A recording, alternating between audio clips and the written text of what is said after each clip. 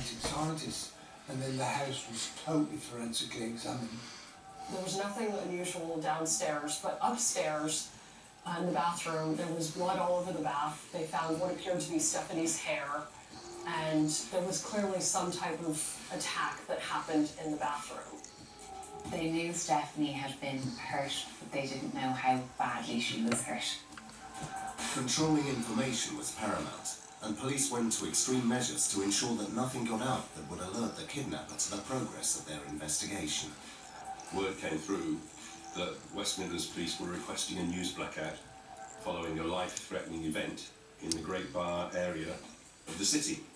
We came to an agreement with all the editors of all the newspapers in Britain that we wanted the embargo to hold until we had the outcome or knew what had happened to Stephanie Slater. News blackout, absolutely unheard of. We had a clear moral responsibility to keep this quiet, but it led into one of the most extraordinary scenarios I ever encountered as a national newspaper journalist. The media were in lockdown, and police were struggling to piece the crime together. Tensions were high, and conjecture was rampant. Of course, there's always speculation, and we had quite a while to try to work out what sort of individuals might be responsible for this, what we thought was a pretty well thought out crime. And the general consensus of opinion was it was probably an individual in maybe his 30s or 40s, somebody who was fairly fit, somebody very analytical and clinical, and maybe even somebody possibly ex-army or even special forces. One of the overwhelming impressions that stays with me till this day is the cops describing how they were really walking on eggshells with this one. They didn't know who they were dealing with and where they were. What we had to do was, if you imagine an oil painting canvas without the painting on it, we had to put the painting on from memory as opposed to a photograph or some posture of a model live. And it was just like that really. We were adding colours to this oil painting of this kidnapping or potential kidnapping, not really knowing what the result would be.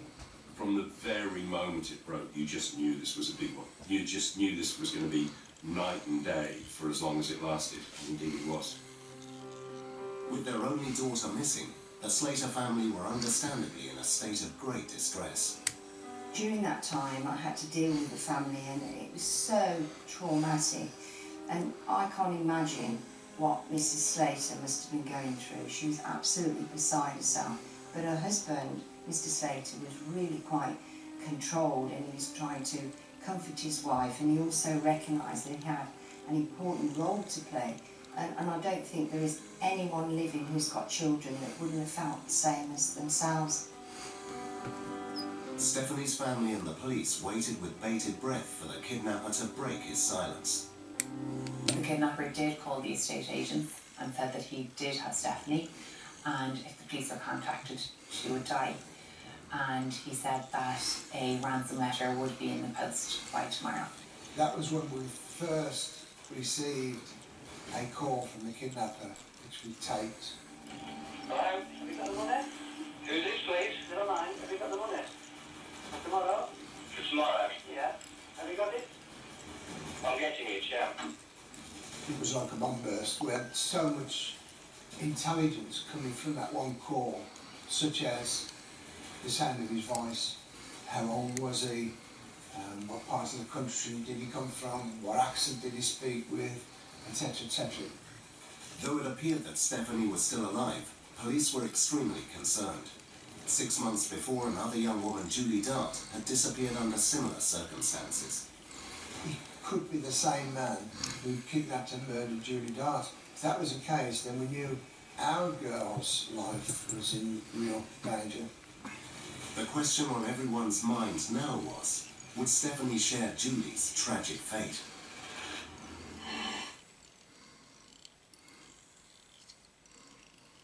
Build your own package with TUI. Let's go. Beach days or a city. Fly from your local airport? Of course. Any day of the week. Handy. On a TUI flight or a partner airline. Number of nights secure pin. All wrapped up with a Chewy smile. More options, more choice. Chewy, live happy, atoll and app to protect it. It's not the news we wanted. I couldn't believe it was cancer. But the doctor told me about this trial. The treatment were tough, but I made it. Are you serious? So when somebody says Yorkshire Cancer Research, I don't think of test tubes and lab coats. I think of Whitby, Dudley Moore. The day we finally got married, I thought I'd left it too late. Yorkshire Cancer Research, thanks to them, I'm alive.